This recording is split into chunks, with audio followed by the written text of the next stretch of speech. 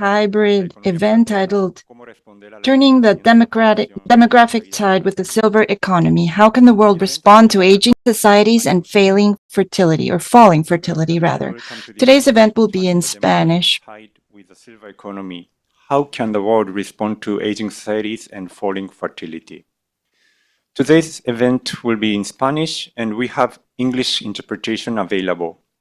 Just click on the interpretation icon at the bottom of your screen and choose the language of your preference.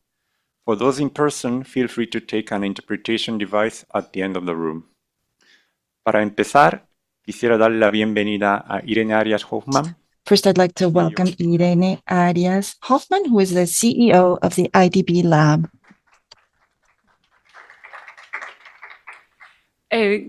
Good morning, good afternoon. Buenos días a todos, o buenas tardes ya a todos y todas. Good afternoon, everyone. Thank you very much for joining us in person, for those of you who are here and also those who have joined us online. It's a pleasure to welcome you to what I'm sure will be a space for reflection, for learning, and for action as well, regarding these very far-reaching changes that we are seeing, the demographic changes that we are seeing, and how we can act as a group from IDB in a coordinated way, and so that we can respond in a timely way to these changes that are coming. In recent years, IDB Lab, it's an innovation and venture capital arm of the Inter-American Development Bank, and together with several teams from the IDB, we've been working on an agenda that we refer to as the Silver Economy Agenda, which tries to see demographic change more as an opportunity rather than a challenge, as an engine for development that we need to take advantage of with vision and strategy. And these changes, of course, present significant challenges, as we're going to hear from Marc and from María as well. I think we will gain very clear insight into the fact that the region needs to become rich before it becomes old, and how to do that. We need to adapt to this very rapid demographic change that we are seeing, and that how that weakness is something that we need to work on very urgently. And there are other key elements of the solution that we need to bring in with innovative solutions that promote the well-being of older populations, the development of new markets, and also we need the integration of technologies that enable aging to be more active and productive. We've seen this aging that comes together with drops in the birth rate, and this has affected Latin America more quickly than other regions of the world. And that's why we're so happy to have María Ibáñez, Vice President of Sectors and Knowledge of the IDB, to tell us about what the IDB has been learning in these areas recently, with a focus on public policy as a response. And we also have with us Marc, Senior Fellow of the McKinsey Global Institute, who will provide an analysis of these demographic changes from a different perspective, with an emphasis on the impact on economies and societies, and how we can respond through increasing productivity in our societies. So very valuable and complementary perspectives, and I'm sure we'll be left with a clearer roadmap in our minds as to what we as a group can do vis-a-vis public and private actions to deal with this challenge and turn it into an opportunity. María, you have the floor.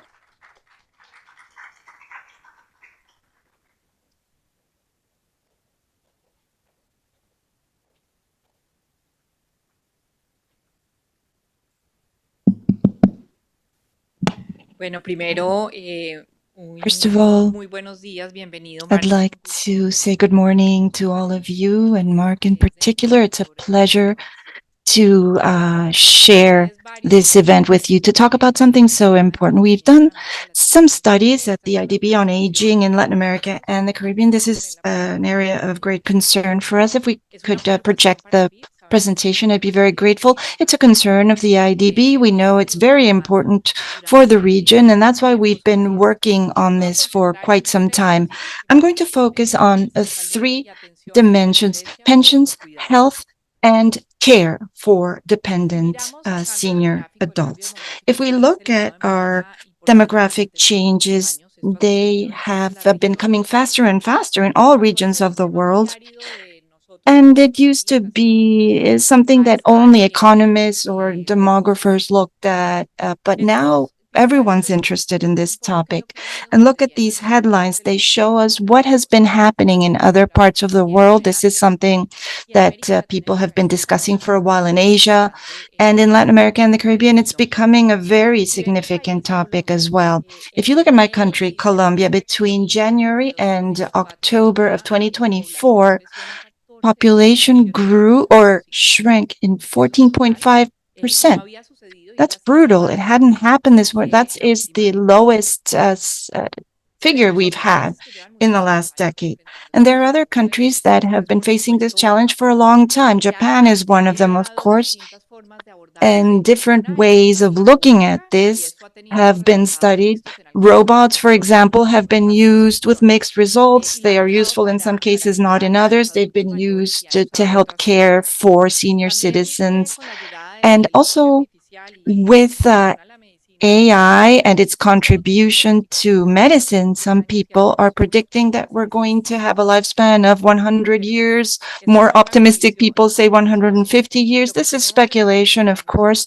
What we need to focus on is what is happening right now, what we know to be happening right now, and what we can do to make sure that the region can deal with this accelerated demographic change in a more positive way. And it's much more accelerated, this change in our region, than we see in other regions. I'll show you in a bit. And a very important message for today is for us to understand that we need to act now. The demographic change is starting in some countries. It's already underway in others. We need to act now to make sure that we do the right thing. And we are convinced here at the IDB that to deal with these changes, we need to generate knowledge, a knowledge that will help us find solutions and innovations for the public sector as well as for the private sector. For example, right now we're talking to the Caixa Foundation to conduct some studies on aging with their help. So just to summarize how we see this from the perspective of the IDB, this is sort of a diagnostic and then some take-home messages for you. The first important message, I would say, is that we have a very heterogeneous situation in Latin America. It is a group of countries in Latin America and the Caribbean, a group of countries with a lot of differences among them. On the left, we see the current situation and the speed of demographic aging, and you see huge variation between countries. We have some countries such as Uruguay and Argentina, where there's a high percentage of senior citizens, and they've gone through an aging process for some time, and it's been relatively slow if we compare it to other countries in the region. The percentage of people above 65 years of age will take between 62 and 67 years, and going from 10% to 20%, which is what you are seeing in those graphs. We have other countries in the region, such as Chile, where aging is happening much faster. Here, it will take 25 years for that number to go from 10% to 20%. So that's a big difference between Argentina and Uruguay already. Then there are other countries such as Paraguay. The population is relatively young, but that change is coming on and it will speed up. Another important factor is that this process where aging is accelerating has taken place more quickly in countries that started the transition earlier. This is important to bear in mind because it generates significant challenges, because when other countries, when developed countries started their demographic transition process towards aging. They already had certain productive and social structures. They were at a different stage of development. And that's what you see on the right here. Basically, what's going to happen is that we will be dealing with this aging process at a different economic development stage than these other countries. And that means that we will have to deal with that demographic change with different capabilities and a different economic situation as well. So I want to share three important messages with you regarding the situation and the economic conditions of senior citizens above 65 years of age in the region related to their quality of life and social protection policies and the public policies we have in the region. The first message is good, is positive. When you see what's been happening with the quality of life index for people over 65 years old between 2000 and 2019, we see here that quality of life of this age group has improved. How do we measure this? Well, by looking at the number of expected years after 65 years of age and the likelihood that these people will be above poverty levels. In 2000, 7.1 additional years is what they had with health and above the poverty line, and by 2019 it was 9.7 years, additional years after that age. This increase that you see here is significant in these 20 years, and it's because of improvements in the income of people above 65 with the expansion of non-contributory pensions and even contributory pensions in the region, which are paying more to retired people. There's also a gap between men and women. Women tend to have better health, but a higher likelihood of being beneath the poverty line. And for that reason, they have a lower rating in terms of their quality of life. This gap has been shrinking, but we still have a significant difference between men and women in this regard. Also, even in this case, there are a lot of differences between the countries, and we can group the countries into different situations. Some countries have high levels: Chile, Uruguay, Paraguay, and Argentina. Here we see people above 65 years of age can have over 10 years above 65 years of age with good health and above the poverty line. Then we have countries such as Venezuela, where it's only 2 years after 65 years of age. These are averages, of course. The second message that's important to take into account is that public policy is important. Good public policies are correlated with better quality of life, and that's what we're trying to show you with this chart, where we see on the horizontal axis a social protection index. These are policies for senior citizens, and on the vertical axis we have the quality of life index that I had already shown you before. And here we measure coverage and quality of social protection policies for this segment of the population. And we see a positive correlation: better public policies, better coverage, better quality related to better quality of life. And we have countries that have high levels of social protection, such as Argentina, Costa Rica, Brazil, Chile, and Uruguay. And they also have a better quality of life index.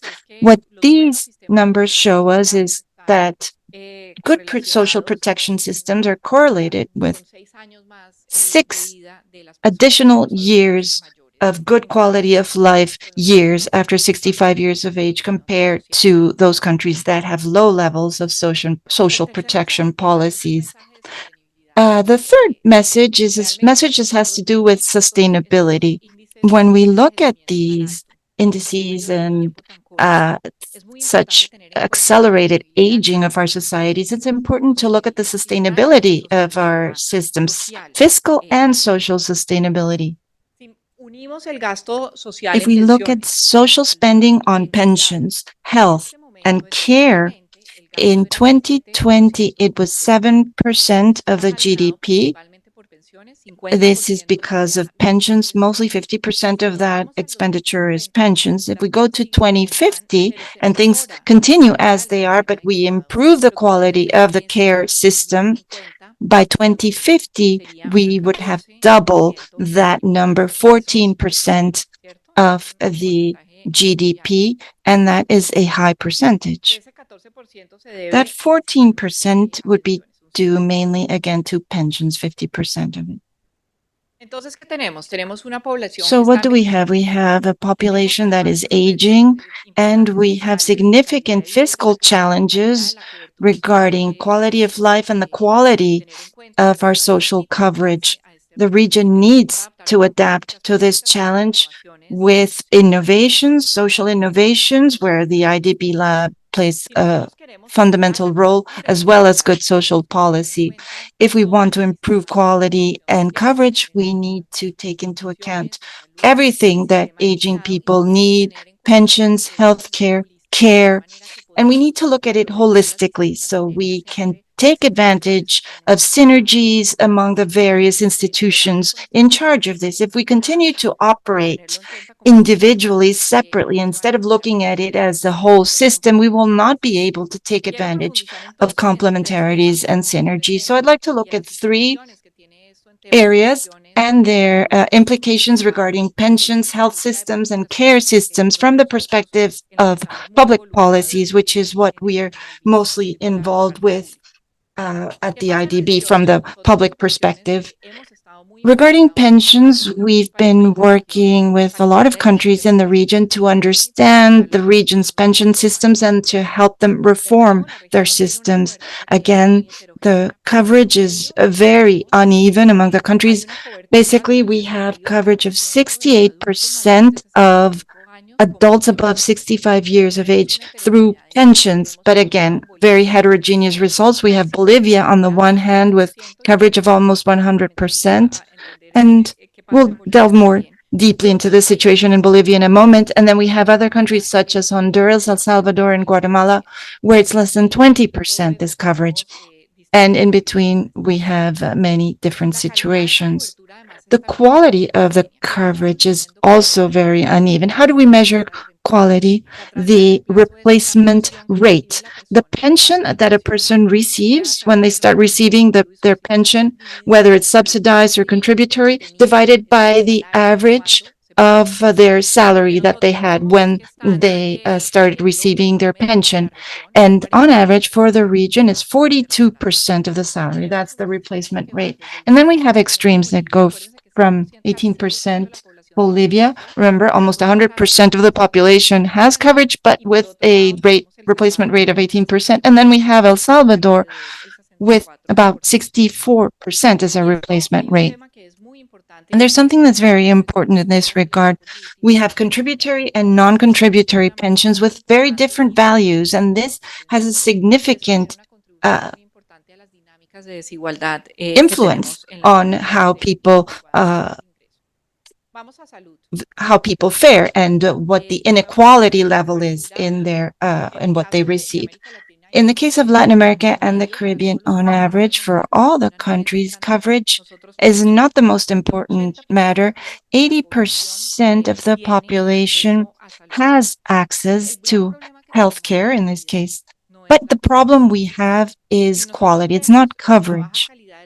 If we look at the low quality of services, this is responsible for 70% of deaths that could have been avoided. This is because of quality issues. And when we're talking about quality issues, we're not talking about access to the system. Rather, we're talking about more granular issues, lack of training of the medical staff, facilities that are inadequate, or inadequate management of chronic conditions, so more sophisticated reasons for the problems. And if we compare ourselves to developed countries, we are far below them in terms of quality. On the right, in yellow, we have the OECD countries, and all the Latin American countries are below that level. And then the risk of being repetitive, again, a lot of heterogeneity in the situations of the different countries. And if we think of senior citizens, obviously the quality of public services is even more critical than for the rest of the population. We are facing epidemiological situations with health systems that have low levels of quality. So challenges such as dealing with chronic diseases, with quality services, this is a very big challenge for the region. If we wanted to now look at sustainability and address that, if we want quality systems with universal coverage, then we will have sustainability issues with significant fiscal challenges. As you might imagine, health spending goes up as people age. That makes sense.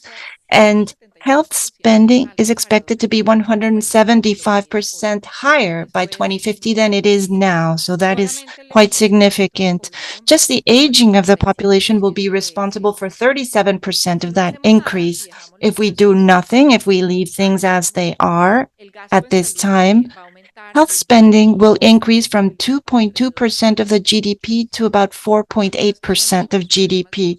So we have fiscal sustainability issues within other big fiscal challenges in the region that need to be addressed.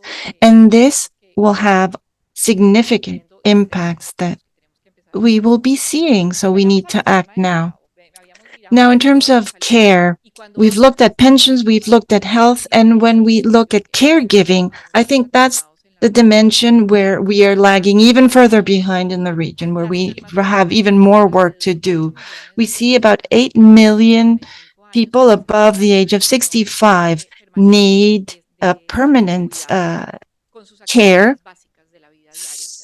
and help with their basic activities. So they need someone with them all the time. As you can imagine, with the trends we have, this number will increase by 3 by 2050. But we have very low coverage of this type of caregiving service. We have some countries, such as Argentina and Costa Rica, where we see about 20% coverage. Then we have countries such as Bahamas, Barbados, Uruguay. Even we go from 6% in Ecuador to 11% in Uruguay. The rest of the 19 countries that we're not showing on this slide, we estimate that public services will only be able to give coverage to 5% of the population that needs them. So our growth potential here is enormous, and there are some important potential roles there for IDB Lab in terms of innovation. So that was coverage. Remember that when talking about health, I said we don't have that many issues with coverage. We do have issues with coverage in terms of caregiving services, and they're quite marked. Here we're measuring using an index developed by the Institute of Metrics and Health Assessment. And what we see is that no country in the region provides quality services in this category. There are some countries, 5 that you see here at the top in dark blue, that have low quality. The rest of the countries in the region would be classified as having very low quality. So very significant challenges. And the reasons for this are manifold, but one of the reasons is the training that people have, people who are providing care services. Let's look at the results of some surveys between 2023 and 2024 that we did on caregivers. What does that survey tell us?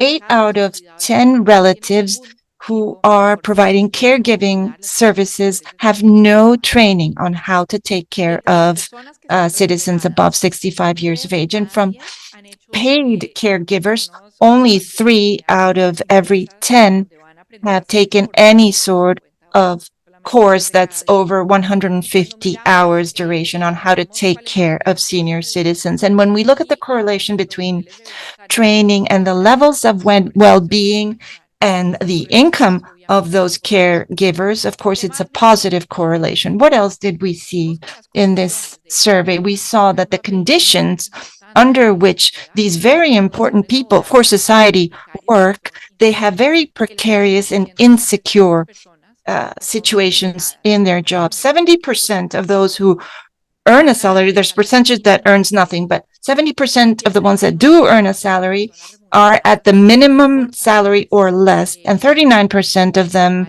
report having suffered verbal abuse, and 15% of them say they've had physical abuse that they've suffered. So conditions are precarious, not just in economic terms, but also in even physical terms. As I was saying before, public policy is vital in this situation. As you can see, informality and lack of social protection are very commonplace amongst this sector. 1 in every 4 caretakers contributes to Social Security, meaning that most of them are working in informal settings. Something else that we need to keep in mind, and this is shown in the chart, is that some people are working in institutions, people are working at the home of the elderly person, and we see that those working at home are subject to even worse conditions than those working in institutions. And this is common to countries in the whole region except for Uruguay. Uruguay is the outlier. What we're seeing as well is that those people working at home, only 23% contribute to the social security system, whereas those people working for institutions contribute in a 42%. So what do we derive from this? Our region is facing a huge challenge. This challenge is both for the quality of services and also the coverage of the services, and public policy has a huge role to play. We can help countries to go through this demographic transition by helping them design adequate public policy and train the people that will be offering these services. The IDB can help them walk this path. In fact, we've worked with many countries with this, either through credits or technical assistance. We are also convinced, as I said before, that having the knowledge is very important in order to properly design public policy. We also need to know what is our goal for each country. These are a few projects that the IDB carried out in the 3 topics that I mentioned. I hope that you will read them because these are very important for the region. Thank you very much.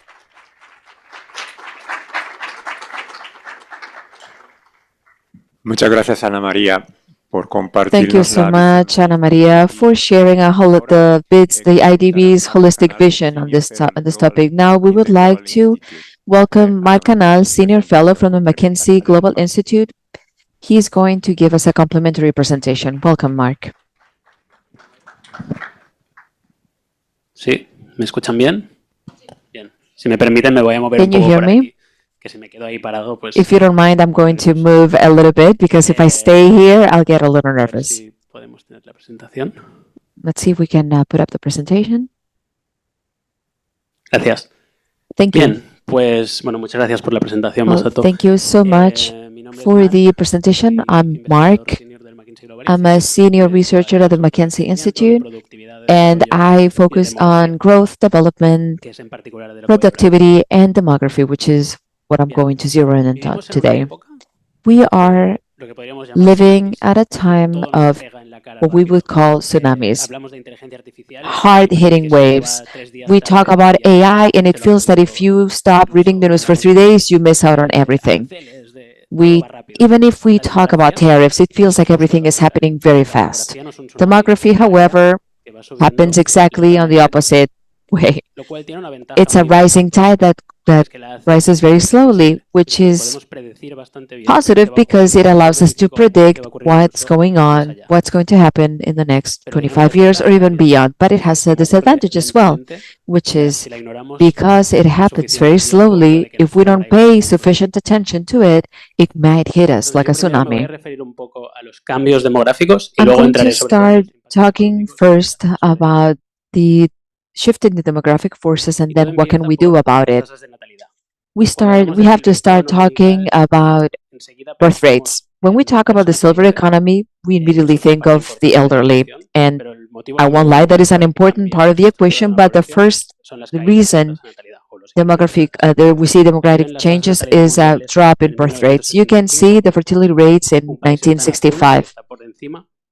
Countries are in blue if they're over 2.1, which is the replacement rate. As you can see, that all of them are in blue. But if we go to the rates in 2023, you will see that most of the world is in red, under 2.1. In fact, 2 out of 3 humans live in a country where the birth rate is under 2.1. And this includes China, obviously, and India. And you might be surprised to hear that India is included here, but it is.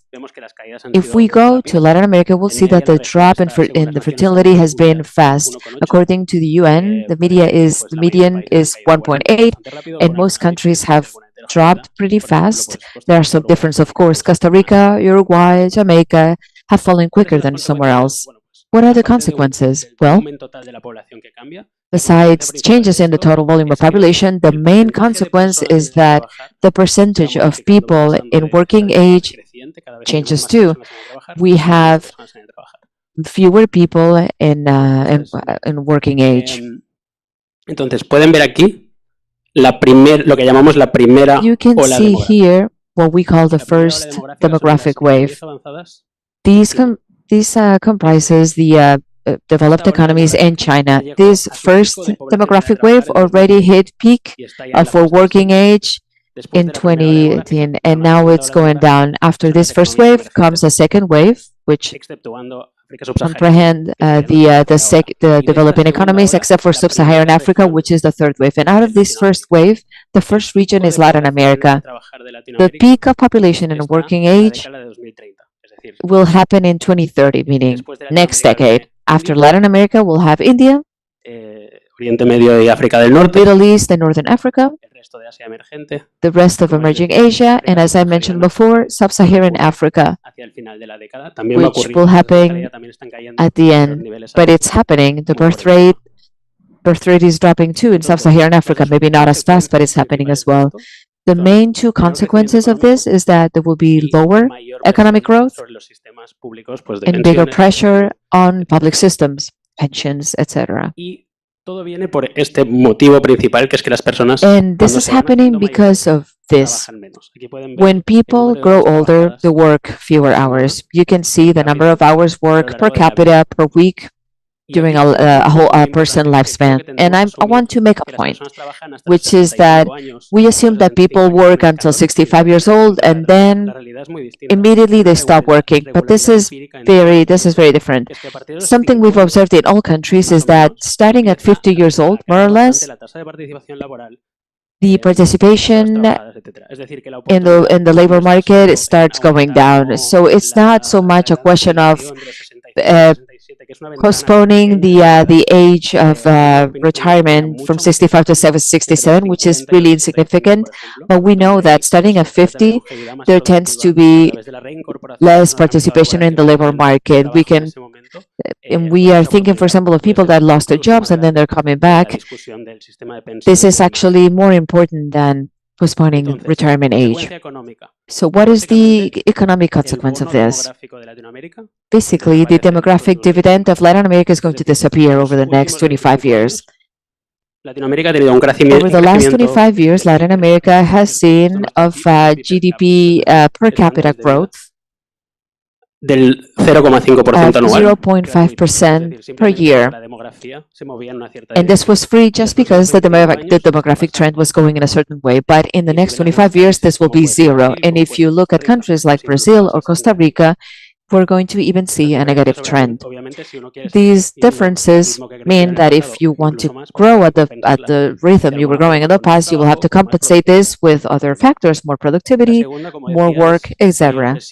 And as I was saying, this will also put larger pressure on the public finance system. The number of people in working age will go from 12 per elderly person to 7 and 3.4 by 2050. And you'll see that most regions, more countries are around that time. That means that this will hit the levels we're seeing in a developed economy. These are the levels that we're seeing in developed economy, and this will be even worse. Right now, in the US, for example, it's 4, and Spain, it's 3. So the main message, and perhaps this is the most important message, is that the region needs to get richer before it gets older. To make it very clear, the population structure of Latin America will catch up to that of China and developed economies in 22 years, in roughly a generation. But the GDP per capita of the region is 50% of the income per capita of developed economies. So what we're saying here is that in a single generation, in order to generate the same amounts of resources, they will need to double GDP per capita. This is just the media, but let's see per country. So years until that later wave countries match the average support ratio across first wave regions. We want to be high up and to the right with bigger GDP per capita. You see the reference here for China for the first wave, and then you see where Latin America is right now. So 22 years and standing more or less at 50%, which is $19,000 per capita. And most countries are hovering over there as well. This is a lot of information. Take your time looking at the chart. But basically, if we go to these countries here, these are the ones that are facing the bigger challenge to come up, to go up to speed, because they have lower GDPs or lower opportunities. It's true as well that because these economies are less rich and less advanced, interventions might have a bigger effect.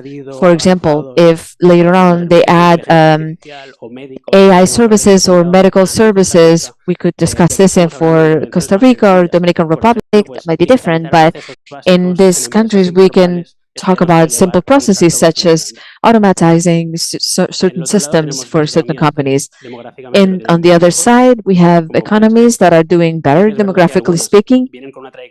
It's true that some of them have been trending upwards, like the Dominican Republic, and some other countries like Argentina or Mexico, even though demographically they're doing better, they're economies that haven't grown that much. And then, in their case, the solution would be increase their economic growth. How do we face all of this? By pulling two levers. And this might be very simplistic, but that's how economies grow. You either add more labor or better labor, or making that labor more productive. That's all. The first lever, labor intensity. Obviously, I've talked about how long do people stay in the job market, and people who stay active in the job market because they can and they want to. And another factor that I haven't talked about is female employment or women employment. 65% is the percentage of the representation of women in the job market. In the developed economies is 80%. So there's a big margin here. And it's important to talk about policy, but we're not just talking about public policy, we're also talking about private policy, what companies do. Obviously, there are countries like Uruguay that are very far ahead of the curve, and other countries that are trailing behind. And I also need to talk not just about the quality, but also the informality in the sector. One of the main obstacles in Latin America is the high rate of informality. It's around 50% in the region. Formal employment tends to be more stable, with better salaries, better benefits, better trainings, and in companies that can grow and that can employ more people. So I think that would be one of the biggest challenges ahead. The other one, as I was saying, is that of productivity. And actually, this is good news in the sense that Latin America, productivity-wise, is pretty far away from the productivity levels of developed economies, which means that there's still a lot of room for improvement, and it can improve. It can get better. It's at a third of its productivity. Even the most productive economies like Uruguay, it's still at 2/3. But what's the caveat here? The country would need a productivity revolution. You can see a few countries in the world and the median for Latin America. And basically, this region is the one that grew the least in productivity over the last 25 years. It's grown less than Sub-Saharan Africa, than Western Europe, so less than parts of the country that are parts of the world that are richer and parts of the world that are much poorer. Some countries like Costa Rica, Dominican Republic, and Uruguay are doing better, but some of them are low. So productivity is always important, but today, currently, it's imperative, given the demographic situation in many of these countries. And what is the difference what explains that there's less productivity in Latin America? Investment. Investment grows at a slower pace in Latin America than in other parts of the world. You can see in this chart here that this productivity of growth per hour is explained by the accumulation of capital per hour per worker. The difference is this black bar. There is less investment and less investment on the growth of workers. If you see this, you will see that Latin America is very far behind that by developed economies. And finally, I would like to talk about some demographic consequences that will be suffered by businesses, both on the offer side and from the demand side. On the offer side, even though their workers are going to be older, and this is obvious for all the reasons we've discussed, they will also be in other places. The new chains will be different in the future. Today, China accounts for 18% of world population. Then it will be 8 and then 13. Sub-Saharan Africa, by the end of the century, will represent 1 in every 3 humans on the planet. That means that this impact will be very important for companies. They will have to start thinking about their global footprint. On the side of the clients' demand, we know that North America and Europe will start declining in terms of accounting for global consumption, but parts of India and emerging Asia are going to grow quite a bit. In fact, by 2050, if trends stay as they are right now, India will actually consume more than China, 16% versus 13%. And this is not just geographic, but consumption is also going to change by age groups. In Latin America, out of $100 being spent, 13 are spent by someone over 65, and in 2050 it will be 26, double that. In some countries it will be more clear. So by 2050, a third of total consumption will be made by someone over 65 years old. And if we move that age limit a little lower, it will be 50%. So this is an opportunity for companies that see this happening and adapt quickly. That will give these companies a big comparative advantage. To recap, demographic shift is a global phenomenon, and Latin America is the first of the more emerging economy regions that will face it. So in order to put it very bluntly, it's the oldest out of the younger people. Second, the demographic dividend is disappearing. In fact, it's going to go away completely, and this is going to put higher pressure on public finances. So Latin America needs to get rich before it gets old. How? Through labor markets, job markets, and by increasing productivity. We have also talked about some of the very specific impacts that some companies are going to see. They need to adapt to new dynamics in both on the offer side and the demand side. So what can companies do? How can business respond to this reality? First, they can support workforce participation among seniors and at all ages, but especially seniors. As we said, by crossover mentorship between older people and younger people, there are many initiatives that companies are already implementing and have seen good success. they need to reskill the labor force because most of the people working right now are not going to go back to university to get another degree. It's important that these companies also innovate in areas like healthy longevity. We tend to think of the pharmaceutical industry and healthcare, but why not? We should also take construction into account. All these sectors, all these industries need to do their part to adapt to this changing world, as we said, so we can reach a silver economy that serves the consumers, well prepared, because unless we invest in productivity growth, everything else will be in vain. Investment today is growth tomorrow. Investment is everything. Thank you.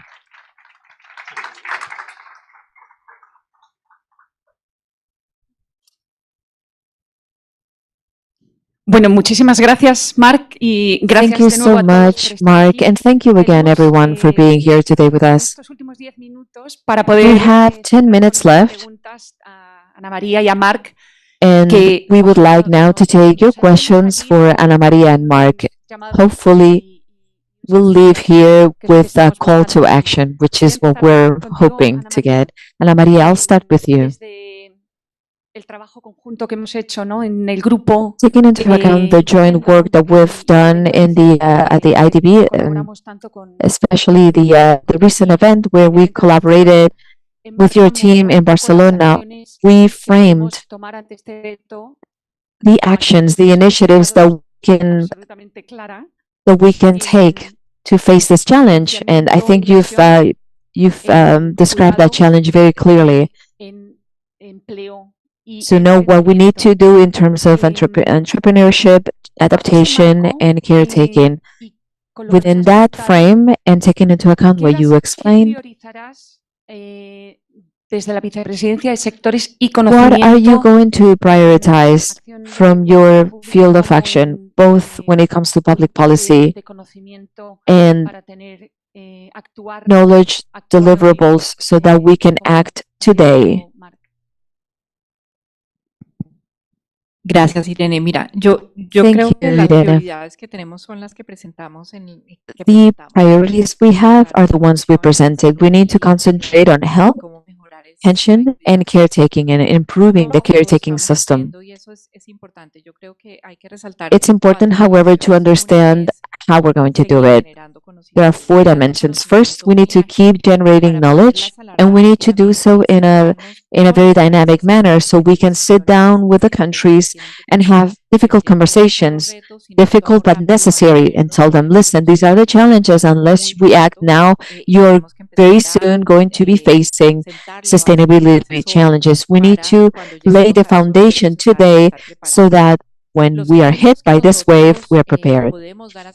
Second, we can provide assistance to these countries to help them with the design of this public policy that is so fundamental to tackle this challenge. We can sit down with the countries whenever they are ready to reform their pension system or improve their caretaking system. Third, we can do so through operations. We have many loans for public policy. Many of them are already being deployed in many countries. We have a series of loans for care services. I'm not going to tell you more about it because we have not approved them or discussed them further yet, but we have approved very important reforms of the pension system in countries where we've already been providing assistance. And fourth, what we've already been doing with you, Irene, which is how do we innovate in public services and public services offered to the seniors. That's very important. The public sector is very important, no doubt, but the private sector is key. For example, Anacare in Mexico is a good example, but we need the public sector to know how to approach people over 65 years old and provide better services, more effective services. This, if we work jointly, can have a great effect in articulating the three dimensions that I mentioned, and then go on to the fourth that I was just telling you about, which is making our public services more effective and just better in quality. Well, thank you so much. With Cesar Benavicha and Masato and everybody else, we are ready to work with you to strengthen synergies between social innovation and public response. Now, Marc, with regards to productivity and investment, and obviously always seeking to foster synergies with IDB Invest, what recipes would you suggest? What would be your recommendations? Well, I think this requires a multi-pronged approach.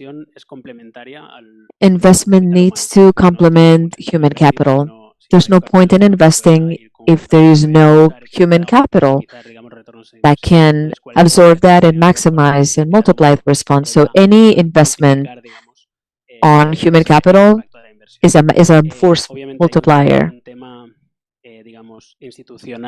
There's also an institutional side to this. Obviously, the rules of the game make investment harder or easier. So any progress towards better and more stable conditions for investment are very important. And at the end of the day, investment is about opportunity, but also about financing. So the sophistication of the financial system and multilateral institutions when it comes to financing such initiatives is very important. And these initiatives can be very different.